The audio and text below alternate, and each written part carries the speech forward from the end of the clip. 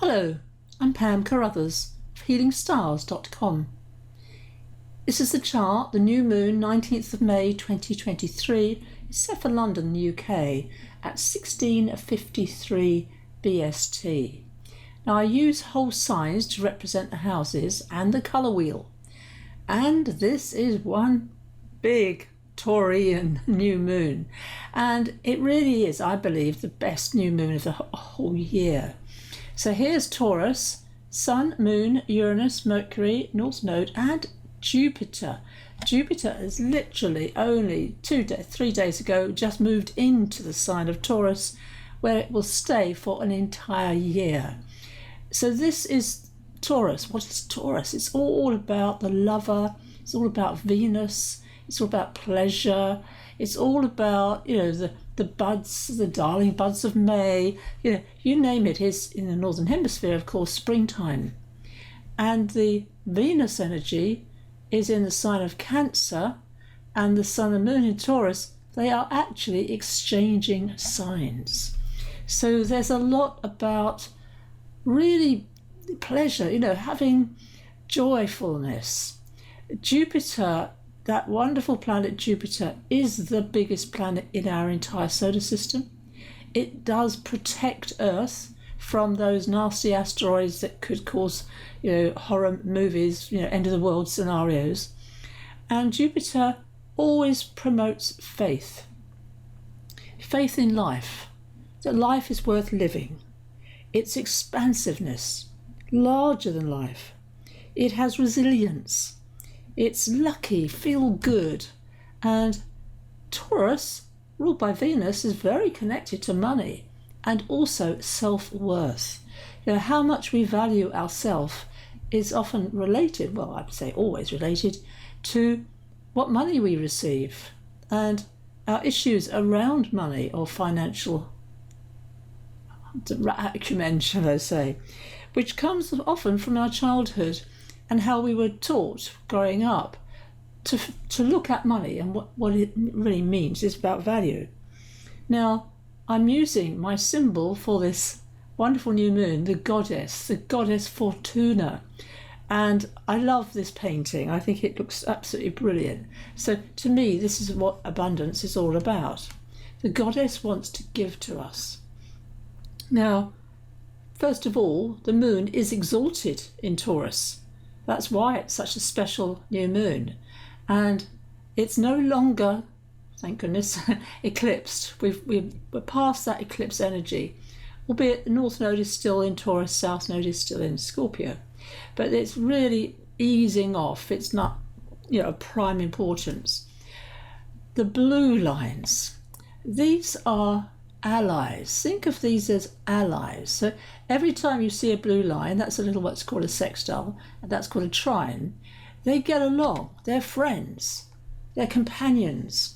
So the moon, here's the sun, are allies with Mars. Just about to change sign. It really is. It's going to change sign into Leo on Saturday. We've also got Mercury in a very good relationship to Saturn. Now, Mercury is now forward. It's been retrograde, feels like forever. It wasn't actually forever. But it's went backwards through Taurus and now it's moving forward again. And it's picking up that sextile, a positive connection to Saturn in Pisces.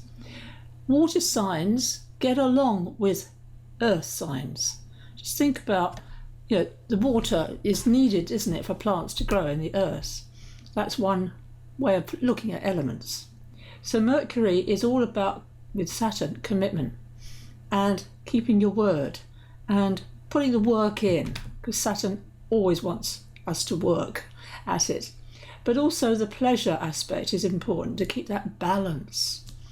We also have the moon and the sun in a good relationship to both Neptune and to Pluto. So these outer planets, which actually are very significant if they occur in closeness to a personal planet in your birth chart, the close personal planets, Sun, Moon, Mercury, Venus and Mars. We have tension. You can see the red lines. That means tension or challenges that we need to overcome. So as I mentioned, Mars about to change sign into Leo, and Pluto is retrograde, here is in Aquarius, and it's only briefly moving into Aquarius this year. It's next year that we start to get the full-on long journey, 19 years, of Pluto in Aquarius. So anytime a planet is at 0 degrees for the time being, it will pick up Pluto. Pluto is the planet to do with transformation. It's not to do with death. It's not to do with endings. It's far more, the caterpillar, the chrysalis, and then the butterfly. And I saw a beautiful blue butterfly in my garden only today.